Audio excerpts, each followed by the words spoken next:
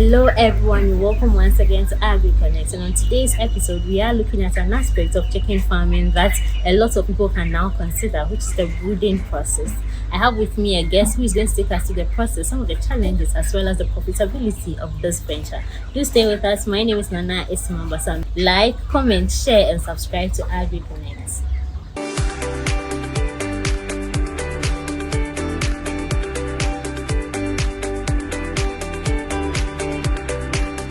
Very much for joining us this episode.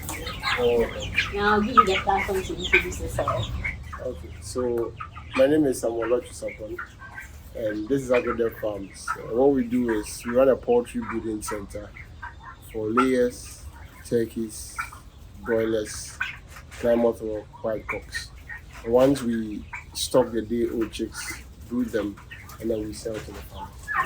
Before we even look at the video, let's before we start the discussion, let's look at what prompted your interest in chicken production. Okay, so I was formerly doing quails, and in the quail industry, what I was also doing was breeding. And then at a point, the quail industry came down a bit. So I thought to myself that if brooding quails was good, why not brood for poultry or chicken, which is, let me say, much bigger. So I decided to venture into that. So I think as far back as quite recently, in 2022, that's when I began to breed poultry. So I started with some layers and then some turkeys. Looking at how in our part of the world a lot of people consume chicken. Chicken is like what we know when it comes to poultry. Yeah. How has the brooding process been? How has it been since you ventured into chicken from quail? I will say that since the chicken industry is big, I'm glad to be having orders. It keeps coming for mainly layers. That's like the biggest, and then followed by let's say turkeys, broilers, and also. Okay, alright. So now can you take us to the brooding process? Okay, so before I receive the chicks, I have to disinfect the room and spread my wood shavings, and then also get some heating materials before the birds arrive. And then I have to disinfect the room as well. And then eventually I receive my day-old chicks, and then I put them in the room. And then the first day you put them on glucose. And then the second day you do plain water, then I go to antibiotic vitamins. And then the rest of the medications continue. And when they come day 2, you have to provide warm for them. And then I also give them vaccinations at every point. And over here we do the combined vaccines. There are the single vaccines, the Gumboro first, second, and then the third, and then the Newcastle first, second, third. But over here we do combined vaccines. Combined vaccines meaning that instead of a Gumboro first and second, I just do the Gumboro fortified vaccine, and then the Newcastle combined vaccine, Fowlpox combined vaccine. And then for the customer who purchases at 12 weeks, we debeat the birds for them before the customer receives the chicks. So this is like a summary of the processes. For somebody who has been in the poultry business for some time, considering brooding from 10 years. Oh wow. Okay. Now this brings me to my next question. So let's look at you said you do combined vaccination. So instead of giving the specifics, you combine different. So what brought about this combination? You have been in it for 10 years, so I'm sure there's a reason. I would say that vaccines are one stressful thing on the job. I mean, most farmers early morning they have some flasks with some ice cubes in there. Early in the morning you have to go to the vet, take your vaccine, get vaccinate. So that's like the whole process. Now imagine having to do that about 7 times before that layer bird will start laying. That's stressful. Now we brood, so we have to do 6 times before we give to the farmer. Now instead of 6 times, we do 3 times because we do the combined vaccine. So instead of going 6 times, we just go 3 times and we've met the requirements. So now let's look at the different types of. You are into brooding of layers and broilers. So let's look at the breeds that you have and what influenced your choice of breeds.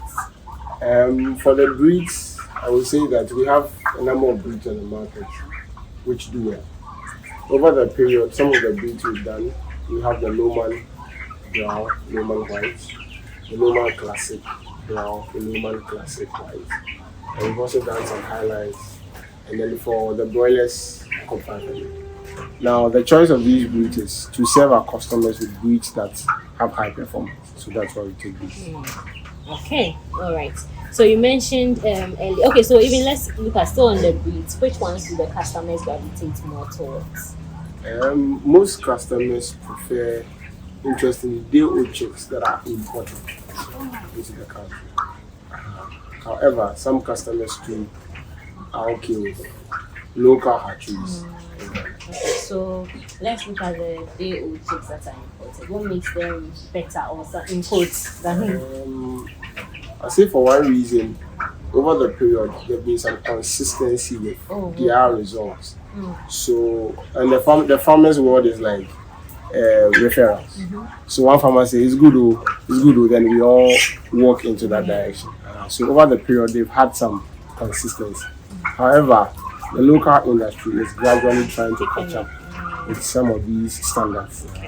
So when you look at the standards, what are these standards that individuals look out for when selecting the? Okay, so first of all, there are certain vaccinations that should be done at the hatchery.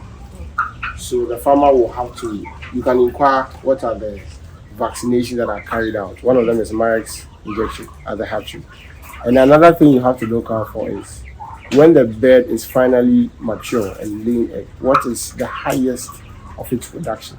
You have to make inquiries and also find out from farmers who have purchased in the past from such suppliers and then check their performance.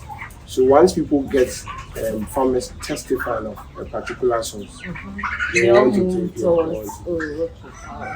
So you mentioned earlier that some of the parts of the housing components you look for is the bedding. Yeah. Yes. So can you take us through the housing components when it comes to chicks? What should I, if I'm to set up? Yes. What should I look out for? Okay, so let me say in Africa here we have the open-sided system. Other parts of the world they do the closed-sided system where it's a controlled room. Over here we do the open-sided. So I mean, you should prepare to do a foundation and then a small block work, about 2 or 3 course block work, and then you continue with a wire mesh and then you roof it. I think you understand. Okay. As simple as we have it. And now let's look at the bedding. Okay, you use sawdust. Wood shaving. You use wood shavings. So let's look at some of the other options and even why you use the wood shavings. Okay, so other options is for people to use the battery cages. For the battery cages, they have the ones for laying beds and they have brooding battery cages. And I mean, the cost of acquiring those cages is an extra cost. So we prefer to go with the wood shavings. Okay, alright. And then, so with the wood shavings, what happens to the dropping? And is there a duration? Let's say, how long do I keep the wood shavings on the floor before I have to change? If there's even the need to change. Okay, so the frequency of changing the wood shavings depends on how the room is. If it's a very airy room, you will not have to change the wood shavings often. But if it's not so airy, you have to change often. But I mean, once the litter gets dirty, you change it. So perhaps like a month, you have to change it. And when you change it, what happens? You give them to farmers who are. I mean, there are people who buy them. Okay. For their crop farming. Oh wow! So they buy. Oh, okay. So we just give them. Oh, they're making money. Okay. But of recently too, we have to buy the wood shavings too. Oh, okay. So you sell it just and then you also. Okay, all right. So now let's look at the diseases.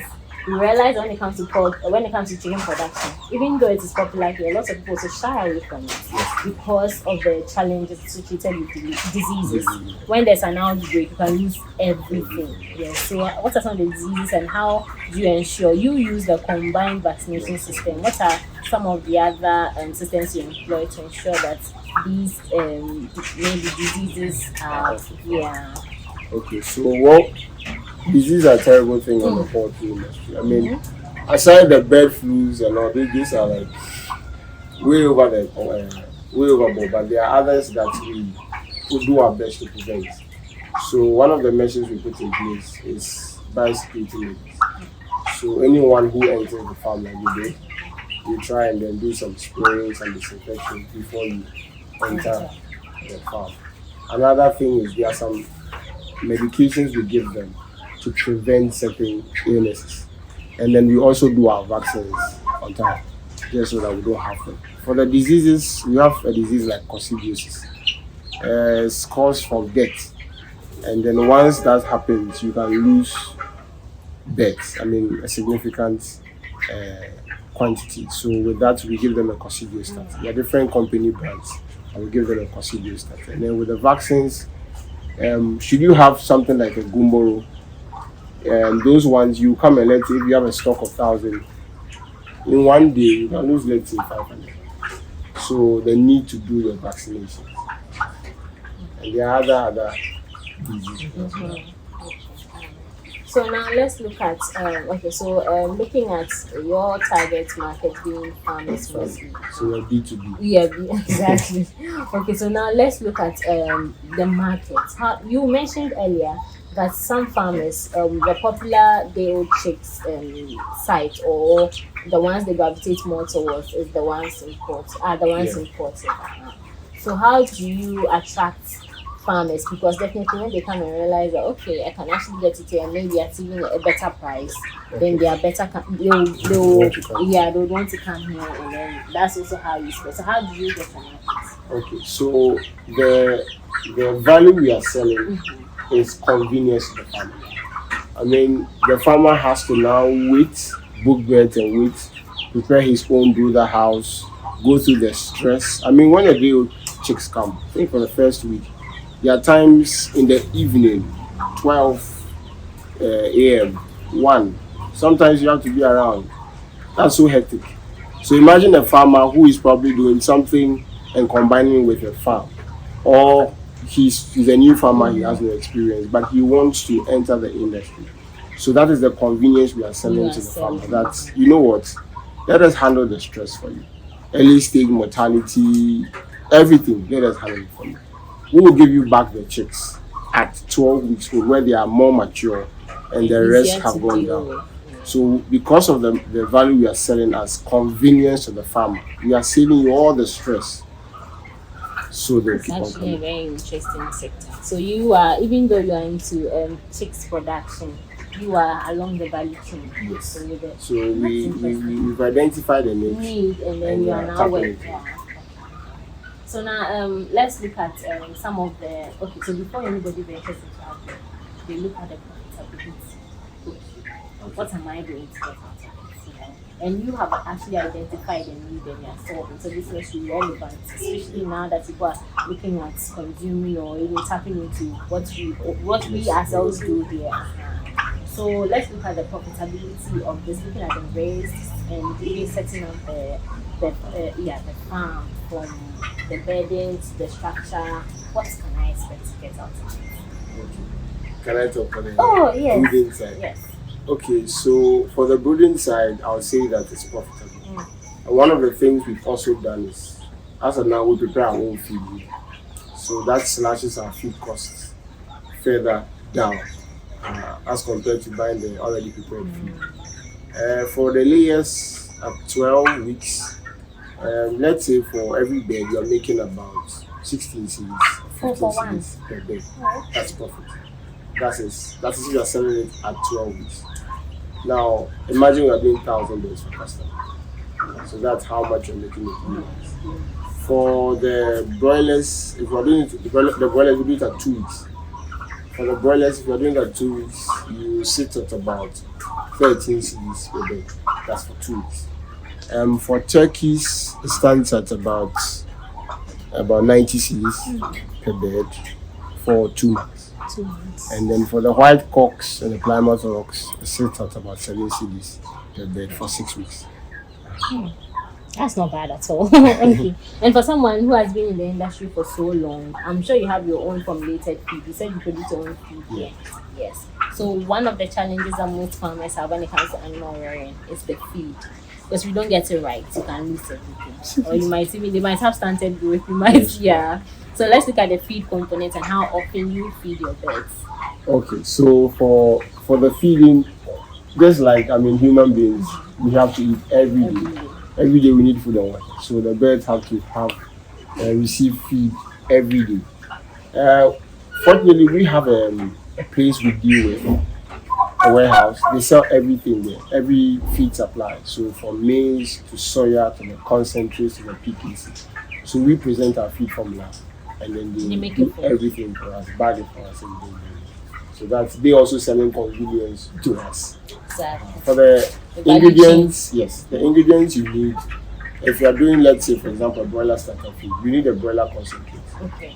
If you're preparing a broiler starter, we have broiler starter and then the finisher. You start with a concentrate, a starter concentrate, and then you top up with some maize. And depending on the formula you're using, you can either maintain only the concentrate and maize, or reduce the concentrate slightly and then balance it with soya so that your protein goes higher. And then you top up with some extra micronutrients like the liver and the lysine and the broiler premixes and the other side. Okay. So the advantage, for example, is out there, certain feeds for broilers that are sold at 416, 390 something. But once we prepare our own feed, our price sits at 315. You even know what is in it. So yeah, it's for your own description. So our price sits at 315 compared to 416. So you're saying like about 100 And cents. yeah, okay. So now let's look at how often you feed the birds. Okay, so for the broilers, you have to do a 24-hour feeding. 24-hour feeding. It means that every day, morning, afternoon, evening, they should have feed. Okay. But if you want to do some little management, you can do 24-hour feeding for the first, let me say, 5 weeks of their time. And then after that, you try to do some management. But with the layers, in the morning, we check them to see if they sleep. And then you give them enough feed that will sustain them from morning till about 5 p.m. That's when they are about 5 weeks going up. But below 5 weeks, you should make sure there's feed all the time for them. But from 5 weeks going, you give them enough feed that will sustain them from morning till about 5 p.m. Okay. So now let's look at some of the best practices when it comes to brooding chicks.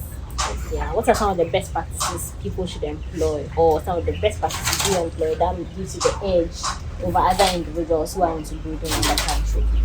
So one of the things you should look out for is not to overcrowd the birds.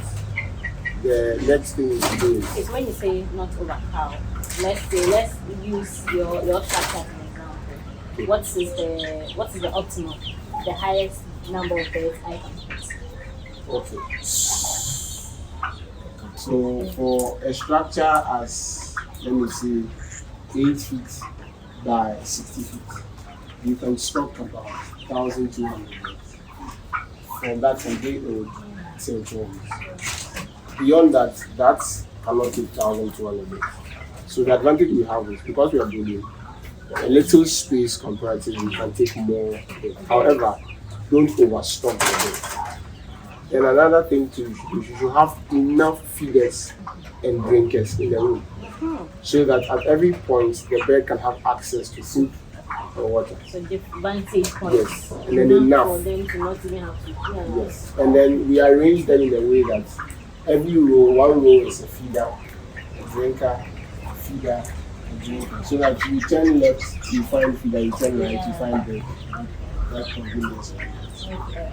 So now let's look at how often you need chicks. So since you have to give them feed every day, you have to check up on them every day. The drinkers every morning, we are using the manual drinkers. Every morning, we take all the drinkers, the containers out, wash them, and refill with fresh water for the new day. That's every 24 hours. That's what we do. For the feeders too, you have to check perhaps if there are some sawdust the birds are probably put some sawdust onto the feeder. So you take those things out and top up with new feed for them, and that's what we do every day. So now let's look at, okay, so let's say I want to also go into breeding like you. Okay. Usually you mentioned that there's a duration when you have to get to the farm, especially if you don't want to rear them till the last stage. So do you wait for farmers to contact you? Maybe you brood based on order, or you brood till yeah, individuals contact you and then you sell. Okay, so we do both pre-orders, and then we are also constantly stocking because the market is big. You just be there somehow calling. So just so that we don't disappoint them. I mean, the person calls, I want this quantity, and like, it's not available. You are killing the business. So we try to always have birds available for them. However, certain people too can tell you that do a special order, perhaps a huge order. That's and we allow people to tell us where to take the birds from for them. They have an already existing supplier, so take it from my supplier for you. And once the birds are ready, we do a nationwide delivery. I think the last order we did was like a 7-hour journey. Ashanti about 7-hour journey. I think about 860 birds. Wow. Packed everything into our transport baskets to the client. Of course, it's a fee. Yeah, of course. But then we are trying to push a nationwide delivery. You know, somebody can actually even look at the transportation data and that can be the person's full-time job, where That's also finds a need, and then that's the deliveries.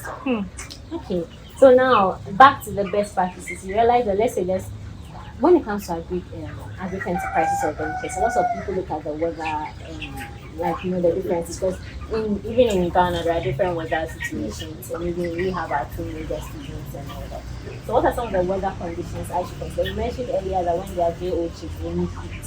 But let's say as they grow, can you take us through the weather situations one should consider? Because definitely. So the first advice I'll give to you is make sure that you have put up a structure that the rains don't enter. So it means that you have to extend your roofing to shield the rains from entering your pen. However, if you stock the chicks during a rainy season, if you would have regularly provided warmth for, let's say, 7 days or 5 days, because it's a rainy season, you have to go an extra 4 days. Now, once the birds are gone past the provision of heat, you can lift up your curtain, the rubbers, and then they can now enjoy fresh.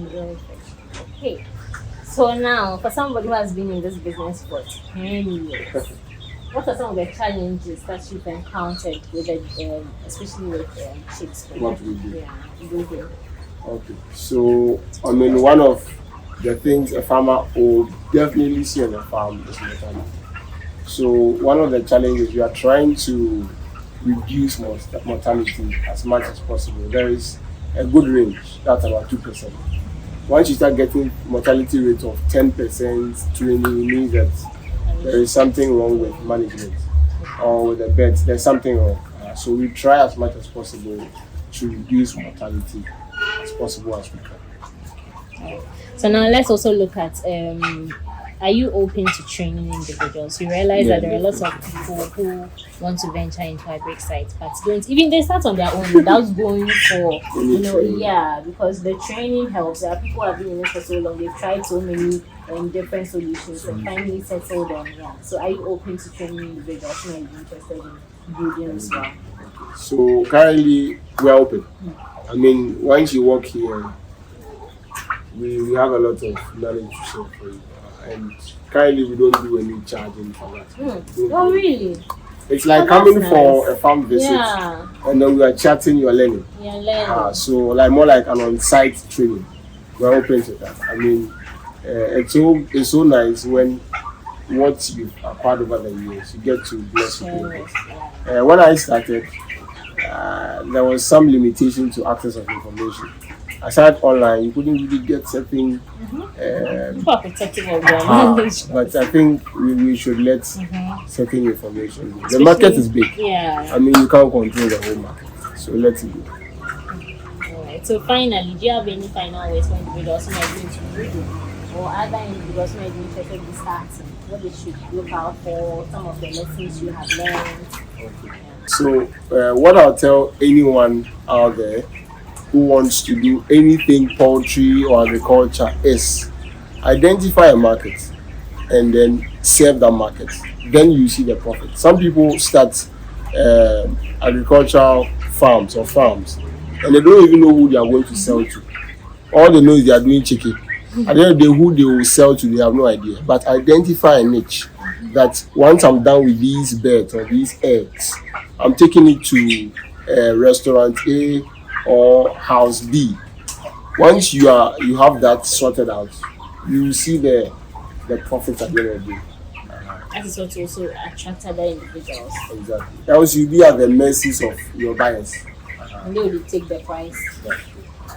Thank you very much for your time, and I hope next time when we call on you, you'll be able to Anytime. grant us more. Okay. This brings us to the end of this episode of Agri-Connect, where we've been looking at the brooding of chicken with the help of the CEO of Agri-Dev Farms. My name is Nana Ismabasa, and I hope you enjoyed it as much as I did. Please stay tuned on Agri-Connect for more informative videos.